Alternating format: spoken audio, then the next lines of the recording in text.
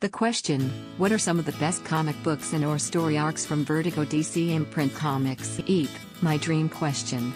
Vertigo is one of my favorite producers of graphic novels. Most of their characters are radical as well as thought-provoking. They are psychologically complex and very well written.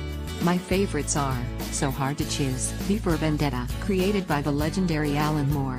It is set in a dystopian England with a fascist government, with its protagonist as V, a masked revolutionary anarchist. It has some memorable scenes, such as V blowing up the statue of Lady Liberty after his monologue. The mask has also been immortalized in pop culture as a symbol of anarchy and, of course, Anonymous, a preacher. Nothing better than this one if you have a thing for the violent and the profane.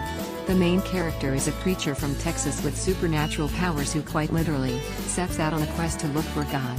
Just a disclaimer, you should be able to stomach blood, profanity and some black humor before attempting to read this. The Sandman, written by Neil Gaiman. The stories center around dream and death in their human manifestations.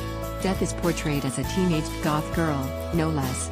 This series is well known for its brilliant storytelling and moving characterization. Hellblazer. This is Vertigo's longest-running series. The anti-hero is John Constantine, a morally questionable street-smart man with supernatural abilities, whose job, or rather compulsion, is to maintain peace between heaven and hell. Start off with reading Jamie Delano's and Garth Ennis runs. On an unrelated note, I find Constantine incredibly hot, with his foul-mouthed British English, chain-smoking, trench-coat-wearing, badass persona.